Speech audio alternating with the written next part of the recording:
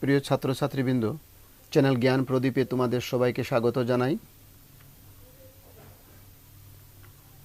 High school শিক্ষান্ত পরীক্ষায় 1998 থেকে 2020 সন পর্যন্ত যেসব কারেক্ট টেন্স এসেছিল, আমি আজ এগুলি সলভ করে দিচ্ছি।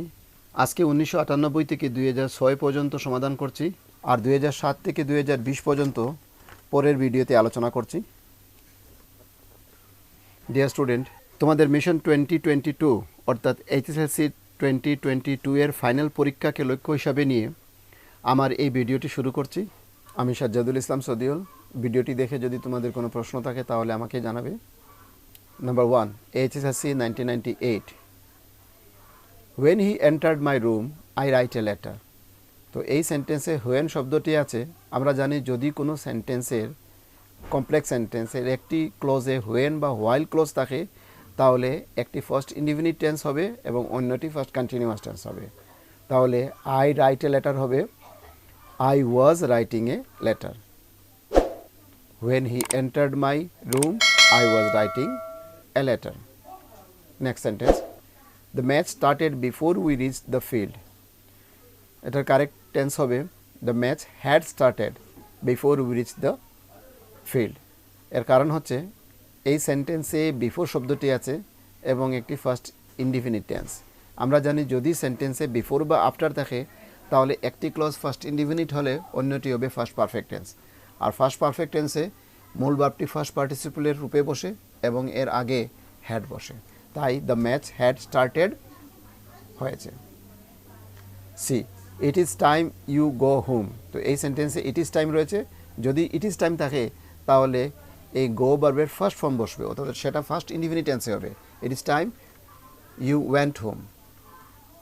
তারপর 1999 সন। এ, we shall wait here until he come back. তো এটা শুদ্ধ উত্তর হবে we shall wait here until he comes back. Next, when he came in I write a letter. আবার দেখো এখানে হোয়েন আছে, একটা ফার্স্ট ইনডিফিনিট, অন্য সেন্টেন্সটা হবে, অন্য টেন্সটা হবে ফার্স্ট কন্টিনিউয়াস। তো আমরা জানি ফার্স্ট কন্টিনিউয়াস টেন্সে মূল ভার্বের সাথে আইএনজি লাগে, এর আগে ওয়াজ বা ওয়ার, আই এর সঙ্গে ওয়াজ বসবে। তার শুদ্ধ উত্তরটি হবে when he came in I was writing a letter. He was walking across the road when a scooter hit him. Next, এরপর 2000 সালে কি এসেছিল দেখো। Number A, he walked across the road when a scooter hit him. তো এই সেন্টেন্সে দেখো একটা ক্লজে when আছে, তো অন্য সেন্টেন্সটি হবে ফার্স্ট কন্টিনিউয়াস টেন্স। তো he walked across হবে he was walking across the road when a scooter hit him. B, I wish I accepted the job. মনে রাখবে সেন্টেন্সে যদি উইশ থাকে তাহলে ফার্স্ট ইনডিফিনিট টেন্স হবে ভার্বের।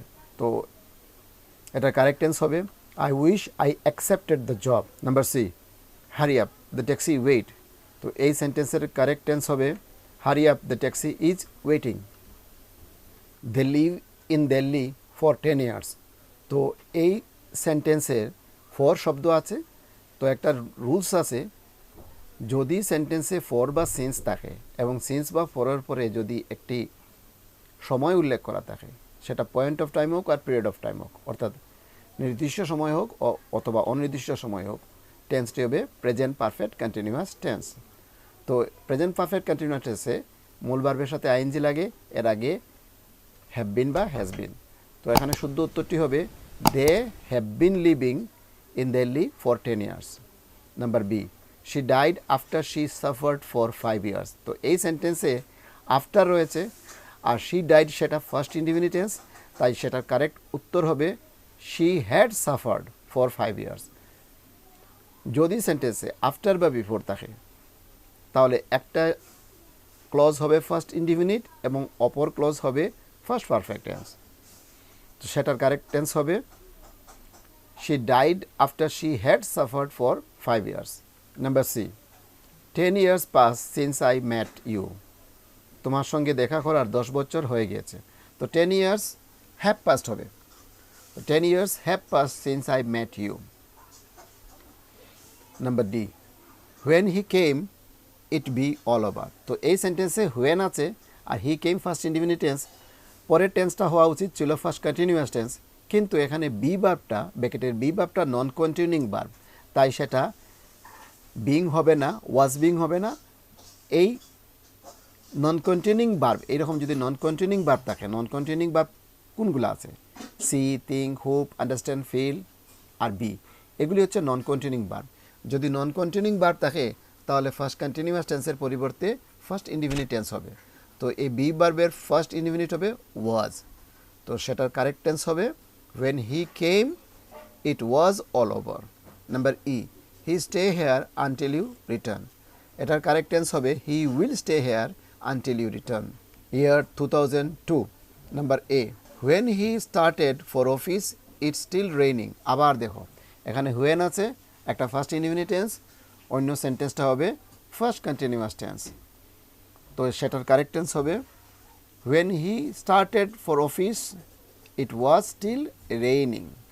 Number B, I not meet my friend for age, তো এই সেন্টেন্সটি হবে I have not met my friend for age. Number C, if you request him he would have helped you, এই সেন্টেন্সটি complex sentence. কীভাবে বুঝলাম? যদি কোনো সেন্টেন্সে ইফ দিয়ে শুরু হয় এবং সেন্টেন্সটি একটি কমপ্লেক্স সেন্টেন্স হয়, জটিল বাক্য হয়, তাহলে এটা কন্ডিশনাল সেন্টেন্স। আর কন্ডিশনাল সেন্টেন্সে যদি উড হ্যাভ থাকে তাহলে অন্য ক্লোজটি হবে ফার্স্ট পারফেক্টে, অর্থাৎ এই সেন্টেন্সটির কারেক্ট টেন্স হবে if you had requested him he would have help you. Number D, she work in this school since 1990, এই সেন্টেন্সে সিন্স আছে এবং সিন্সের পরে একটা সময় উল্লেখ করা আছে, তাহলে সেটা প্রেজেন্ট পারফেক্ট কন্টিনিউয়াস টেন্স হবে।